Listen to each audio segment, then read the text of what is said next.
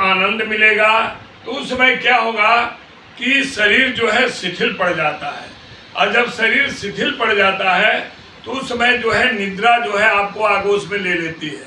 लेकिन भले आप सो रहे हैं, लेकिन उस सत्संग का आनंद जो है वो जीवात्मा ले रही है। इसीलिए कहते हैं कि आप अपने शरीर के लिए तो हम सब कुछ करते हैं, कपड़ा से अच्छा लेकर के, अच्छा खाना से लेकर के, साबुन, सोडा, जो खुले हैं उसकी बगल वाले स्प्रे, हर चीज शरीर को अच्छा रखने के लिए हम नाना प्रकार के उपाय करते हैं कि हमारा शरीर ठीक रहे। व्यायाम करते हैं, योग करते हैं, सब कुछ करते हैं, ठीक है, वो भी होना चाहिए। लेकिन कभी सोचे आप कि हमारे आत्मा के लिए हम क्या करते हैं? भाई उसको भी तो खुराक चाहिए। अगर उसको खुराक नहीं मिलेगा तो निर्जीव हो जाएगी, और उसका खुराक क्या है? भगवान की भक्ति, सत्संग, जप, नाम जप करना, ईश्वर का आराधना करना, हर समय उनके नजदीक जाना, ये क्या है? ये जीवात्मा का भोजन है। और जब आपकी जीवात्मा इस भोजन को पाएगी तो वो अंदर से मजबूत होगी। भाई कोई भी चीज है, दुबला पतला आदमी है या बूढ़ा आदमी है, जब तक हम उसको बढ़िया राशन नहीं देंगे, उसका देखभाल नहीं करेंगे, तो वो कैसे मजबूत होगा? वो तो जैसे जैसे उसका उम्र गिरता जाएगा, उसके ऊपर जो है बुढ़ापा हावी हो जाएगी, हर शरीर शिथिल होता जाएगा, न उसके पास काम करने की शक्ति होगी, न उसके पास ज़्यादा बोलने की शक्ति होगी, दिन भर ऐसे ही पड़ा रहेगा। वही हाल जो है हमारी जीवात्मा का है। अगर हम सिर्फ अपने स्वार्थ के लिए 2 मिनट गए, भगवान को अगरबत्ती जला दिए, और जलाने के बाद क्या हुआ? जलाए, लेकिन उससे पहले जलाते समय हमने अपने को 50 डिमांड भगवान के सामने कर दिया। भगवान हमें ये दे दो, हमारा ये काम रुका हुआ है, हमारा ये चीज हो रहा है। तो वो पूजा तो आप अपने मन के लिए कर रहे हो, अपने जीवात्मा के लिए नहीं कर रहे हो। क्यों? कि जो कुछ हुआ, आपने फल चढ़ाया, फूल चढ़ाया, धूप चढ़ाया, 2 मिनट राम राम राम राम करते हैं कि भगवान जल्दी हमारे ऊपर प्रसन्न हो जाए, और हमारे अंदर की जो भी इच्छा है, वो स्वार्थ की जो इच्छा है, इच्छा भी कई तरह की होती है, एक स्वार्थ की होती है, हम भगवान को दिखाएंगे तो भगवान हमारा ये काम बना देंगे, हमारे बच्चे की नौकरी लग जाएगी, हमारी लड़की की शादी हो जाएगी, हमारा परिवार में सब स्वस्थ रहेंगे। तो ये क्या हुआ? ये मन की इच्छाओं को पूरा करने के लिए आप भगवान के सामने जाकर स्वार्थ के लिए दिखावा कर रहे हो। लेकिन असल पूजा क्या है? असल पूजा है अपने आत्मा को संतुष्ट रखना। और आत्मा संतुष्ट कैसे रहेगी? जब तक हम अपने मन को कंट्रोल नहीं करेंगे, अपने इंद्रियों पर काबू नहीं पाएंगे, अपनी इच्छाओं को सीमित नहीं रखेंगे, तब तक हमारा मन कंट्रोल में नहीं होगा। और जब मन को, इच्छाओं को रोकेंगे, और तब जाकर के हम निस्वार्थ भाव से, हे प्रभु मैं आपका हूँ, जैसा भी हूँ, अच्छा हूँ, बुरा हूँ, आपका हूँ, आपका अंश हूँ, और इसलिए आपका अंश जो हमारे अंदर विद्यमान है, उस अंश की आप रक्षा कीजिए, उसको आगे बढ़ाइए, वो शक्ति दीजिए उस जीवात्मा को कि वो आगे चल करके आपके चरणों में प्रीति बढ़े। और जब प्रीति बढ़ेगी, जब दिन रात उसी का जब जाप होगा, जब ध्यान उधर ही रहेगा, तो कौन सा दूर है भगवान को पाना?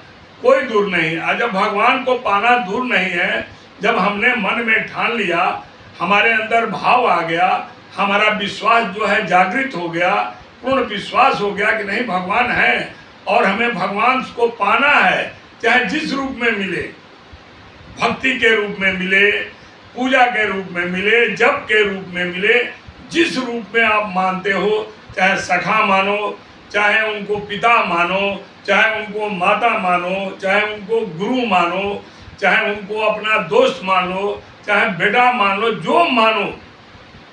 वो जो मनु और शत्रुपा जब तपस्या कर रहे थे तो उन्होंने क्या मांगा? भगवान को नहीं माना, बोला कि हम यही चाहते हैं कि हमें आप जैसा पुत्र चाहिए।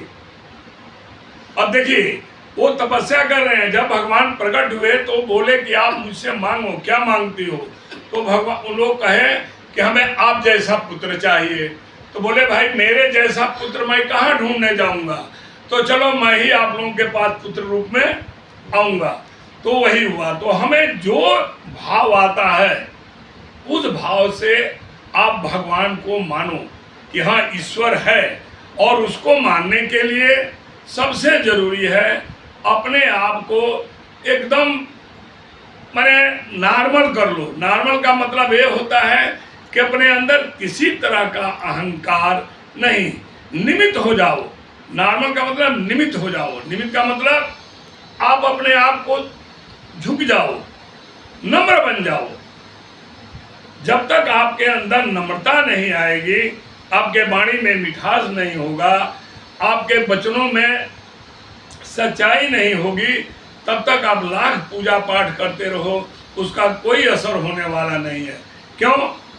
हम अपनी वाणी से किसी को थोड़ा गर्म होकर के बोल दिए, उसको दुख लगेगा। क्योंकि आप खुद देखिए, जो वाणी हमें सहन नहीं होती है दूसरे की वाणी, और वो वाणी जब हम दूसरे को बोलते हैं तो उसको कितना तकलीफ होता होगा। इसीलिए कहीं भी व्यर्थ की वाणी बोलना नहीं है, वही बोलो जो उचित हो। कहीं आप समाज में जाते हैं, जब तक आपसे कुछ पूछा नहीं जाए, कुछ बोला नहीं जाए, तब तक बिना मतलब का बोलने से उसकी कोई वैल्यू नहीं है। नाली से पानी ऊपर होकर बह रहा है, उसकी क्या वैल्यू है? जहाँ जाएगा वो कचरा ही करता जाएगा, और वही नाली के अंदर बहेगा तो उसकी ये रहेगी कि सीमा के अंदर है। तो वाणी को अपने सीमा के अंदर रखिए। जब तक वाणी सीमा के अंदर रहेगी, आपकी प्रतिष्ठा, इज्जत सब बरकरार रहेगी। जब वाणी सीमा से ज़्यादा हो जाएगी तो उसकी कोई वैल्यू नहीं होगी। और वाणी को उसी को कहिए जो आपकी वाणी को सुनता हो, समझता हो। मूर्ख के सामने जा करके अगर हम सत्संग कहें तो क्या होगा? सुंदरकांड में लिखे हैं कि ये बड़ा अच्छा चौपाई है। 60 सन विनय कुटिल सन प्रीति, असहज कृपन सम सुंदर नीति, ममता रत सन ज्ञान कहानी, आयति लोभी सन बिरति बखानी, ऊसर बीज बए फल जथा। माने कहने का मतलब है कि 60 सन विनय, 60 माने दुष्ट। हम दुष्ट के सामने कितना भी रोए, गिड़गिड़ाए, अपनी बात कहें, वो नहीं मानेगा। क्यों? उसके अंदर जो है ईश्वर के प्रति न प्रेम है, न उसके अंदर इंसानियत है, न उसके अंदर कोई दया है। तो 60 सन विनय, 60 के सामने कभी विनय नहीं करना चाहिए। 60 सन विनय, कुटिल सन प्रीति, जो कड़वा मिजाज का है। कुटिल का मतलब जो चापलूस है, जो छल कपट में तेज है, उसके सामने प्रीत नहीं करना। धोखेबाज के साथ प्रेम करेंगे तो वो तो आप दिखावा तो करेगा, लेकिन क्या करेगा कि समय पर आपको उल्टा कर देगा। जब आपको जरूरत पड़ेगी वो भाग जाएगा, साथ नहीं देगा। तो यही बोलते हैं कि कुटिल सन प्रीति, कुटिल के सामने, दुष्ट के सामने, छल कपटी के सामने कभी प्रेम मत करो, जाहिर ही मत करो। कुटिल सन प्रीति, सहज कृपण, और कृपण के सामने आप दया मत दिखाओ। कोई कंजूस है, कृपण का मतलब क्या होता है? कंजूस, न देने वाला। अगर उसके सामने जा करके आप लाख अपना परेशानी बताओ, लेकिन उसके हाथ से चमड़ी दमड़ी नहीं निकल जाएगी, वो उसी को सोचेगा चलो ये तो ऐसे ही कहता रहता है। तो कुटिल सन प्रीति, सहज कृपण सम सुंदर नीति, ममता रत सन ज्ञान कहानी। जो आदमी माया में फंसा हुआ है, मोह, लोभ, और उसके सामने जा करके हम ज्ञान की बातें कहें तो उसको अच्छा नहीं लगा। बोला कि ऐसे ही फोकस मार रहा है, इससे हमें कोई फायदा नहीं है। क्यों? उसका मन वो अपने आप में नहीं है, वो मन के अधीन है। और मन जो है उसको माया में, मोह में, लोभ में, अहंकार में फंसा कर रखी है। तो उसके सामने ज्ञान की बातें कहना ठीक नहीं है। सत्संग में सब आते हैं, लेकिन कुछ लोग क्या है कि यहाँ बैठे हुए हैं, लेकिन उनका मन कहाँ है? घर पर। मन कहाँ है? ये मिल जाता तो ठीक रहता। तो उससे ज्ञान की बातें, सत्संग कैसे अच्छा लगेगा? थोड़े 2 मिनट के लिए उसकी आत्मा सुन रही है, लेकिन उसके शरीर पर कोई प्रभाव नहीं पड़ रहा है। तो वही है, ममता रत सन ज्ञान कहानी, अति लोभी सन विरति बखानी। जो लोभ है, जो हर समय चाहता है कि मैं इकट्ठा करूं, और उसको बोल दो कि आप त्याग करो, वो त्याग कैसे होगा भाई? उसकी तो प्रवृत्ति बन गई है लेने की, तो देगा कैसे?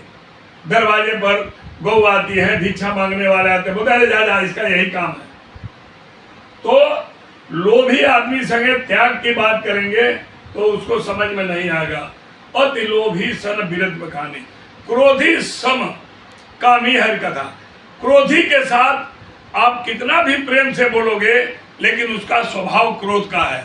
वो आप अच्छी बात भी बोलोगे तो उसको क्रोध ही आएगा। क्यों? उसके अंदर की चेतना खत्म हो गई है, उसके अंदर की जो है भावना नहीं है इंसान बनने की। क्रोधी स कामी हरि कथा। और कामी आदमी जो है, जो 24 घंटा वासना में लिप्त है, उस आदमी को भगवान की कथा सुनाओगे, कोई अच्छा चीज बताओगे, अरे बोलेगा जाओ यार, मैंने सब बहुत देखा है। तो वो उसी में लिप्त है। ऊसर बीज बोए फल जाता। और ऊसर खेत में चाहे आप कितना भी खाद डाल दो, पानी डाल दो, अच्छे बीज लगा दो, लेकिन वो फले निकलेगा ही नहीं, वो उसको जला देगा। वो मिट्टी जो ऊसर है वो जली हुई मिट्टी है, तो जली हुई मिट्टी में तो कुछ होगा नहीं। तो ये सब कहने का मतलब ये है कि ऐसे आदमियों से आप कितना भी धार्मिक बात करोगे, कितना भी सोना नहीं। अच्छा, मैं सो नहीं रही हूँ। कितना भी अच्छी बात करेंगे, वो उनको समझ में नहीं आएगी।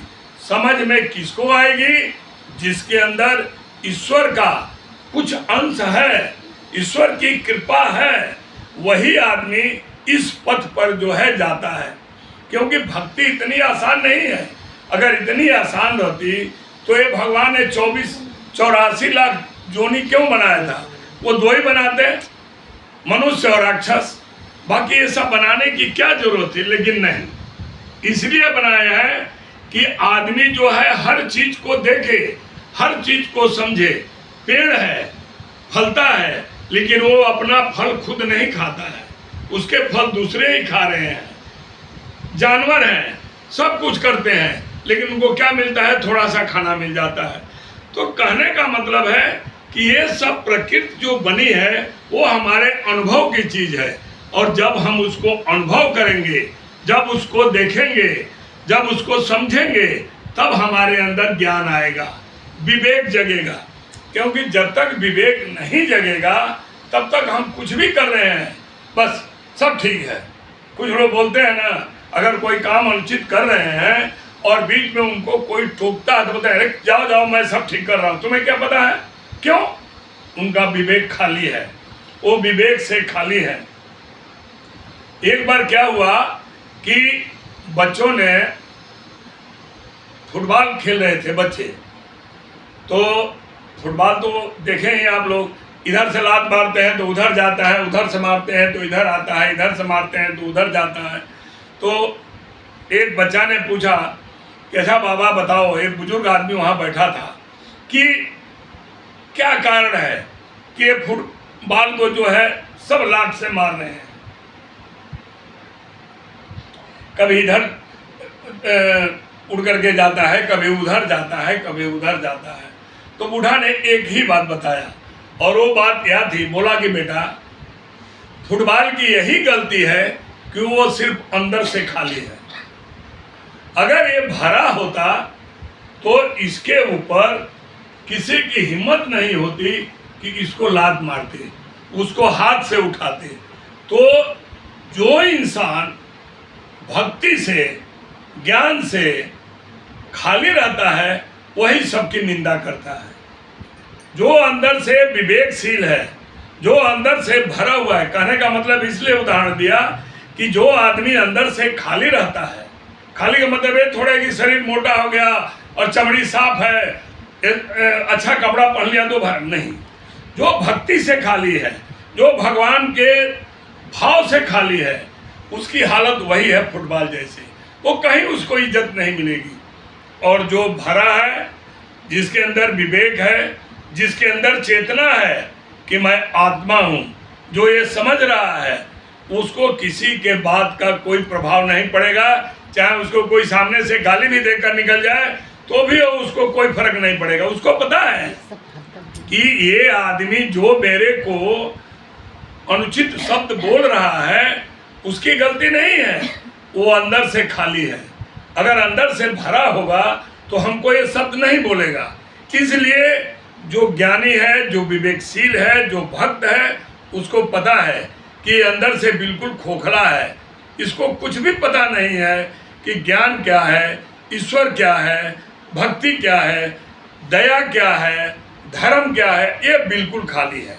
और जो खाली रहेगा वो तो फुटबॉल के माफी कभी इधर भागेगा, कभी उधर भागेगा, कभी भोला बाबा को मानेगा तो 2 दिन मान लिया, अगर काम नहीं हुआ तो बोलेगा छोड़ो यार इनमें कुछ नहीं है, फिर शंकर, फिर उनके चला जाएगा, कृष्ण भगवान को मानेगा, फिर उसके बाद राम जी को मानेगा, उसके बाद और क्या होगा, उसके बाद भागेगा। कोई आकर बोलते हैं कि वो बाबा बहुत चमत्कारी आए हुए, बोलेगा चलो यार जल्दी। क्यों? उसके अंदर जो है विवेक नहीं है, वो अंदर से खाली है। और जो आदमी अंदर से खाली होगा वही भ्रमित होगा। जो ज्ञान है, जो विवेक है, वो भ्रमित नहीं होगा। अगर किसी ने आकर मुझे कह दिया कि बाबा आपको तो वो गाली दे रहा है, मैं बोला ठीक है, उसका काम है, तो मैं यही समझ करके संतोष कर लूंगा, या उसको कुछ नहीं कहूंगा, ना उसको श्राप दूंगा, ना बोलूंगा कि वो अंदर से खाली है। और ये आप लोग समझ लीजिए, वही होता है, वही अब सब दूसरे को बोलता है, दूसरे की चुगली करता है, दूसरे की निंदा करता है, क्योंकि वो अंदर से खाली है। उसके अंदर ना विवेक है, ना उसके अंदर धर्म है, ना दया है, कुछ नहीं है। इसलिए वो दूसरे की बुराई में ही तत्पर रहेगा कि दूसरे की कहूँगा तो मेरी बुराई छिपी रहेगी। अरे भाई, जब अगर कोई आदमी वहाँ बोल रहा है और उसको डाउन करना है तो उससे तेज बोलो, वो अपने आप चुप हो जाएगा। तो अपने अंदर की कमी को छिपाने के लिए लोग अपनी बड़ाई को सोचते हैं कि लोग हमारी प्रशंसा करें। अरे भाई, प्रशंसा उसकी होती है जिसके अंदर कुछ होता है। सूर्य सुबह उदय हो जाता है, वो नहीं बताते हैं कि मैं उदय हो गया हूँ। जनता कहते हैं चलो भाई सुबह हो गया, सूर्य महाराज में आ गए। तो जिसके पास जो चीज होता है उसको बताने की जरूरत नहीं है। अगर आपके अंदर शिष्टाचार है, आपके अंदर संस्कार है, तो अपने आप छलक जाएगा, उसको बताने की जरूरत नहीं है। वो देखने से पता चल जाएगा कि कौन आदमी कैसा है, किसके अंदर क्या गुण है। इसीलिए अपने कर्म को निमित्त मान करके, क्योंकि देखिए, अगर धरती में, ये प्रकृति का नियम है कि अगर धरती में एक बीज बोया जाए तो उसमें से 10, 20, 50 कोई भी बीज है। एक आम का पेड़ लगाइए, उस जब बड़ा होता है, फलता है, तो कितने आम होते हैं। तो उसी तरह से हम जो भी कर्म करें, अगर बढ़िया अच्छा कर्म कर रहे हैं, भगवान का पूजा कर रहे हैं, वो बीज डाल रहे हैं धर्म का, तो बीज फलेगा तो ज़्यादा होगा। अगर बुरे कर्म का बीज डाल रहे हैं तो भी फलेगा तो उसको भी। अरे भाई, बबुल का भी पेड़ लगाएंगे तो भी तो पेड़ बनेगा ना। तो बबुल का तो बीज एक लगाए, लेकिन उसमें कांटे कितना होंगे। उसी तरह से हम जो भी कर्म करते हैं, हमें उसको सोच करके करना है कि इसका जो है शाखा, इसके फल बहुत होंगे। और जब फल बहुत होंगे, बुरे कर्म का भी फल बहुत होगा। भाई, वो तो बुरा ही भोगना पड़ेगा। हम दूसरे को दोष दे देते हैं। अरे किसी को दोष मत दो। अगर करना है तो अपने कर्म में सुधार करो, अपनी वाणी में सुधार करो, अपने मन में सुधार करो। और जब ये सब चीज आप करोगे तो आज नहीं तो कल आप जो है ईश्वर के तरफ अग्रसर होंगे।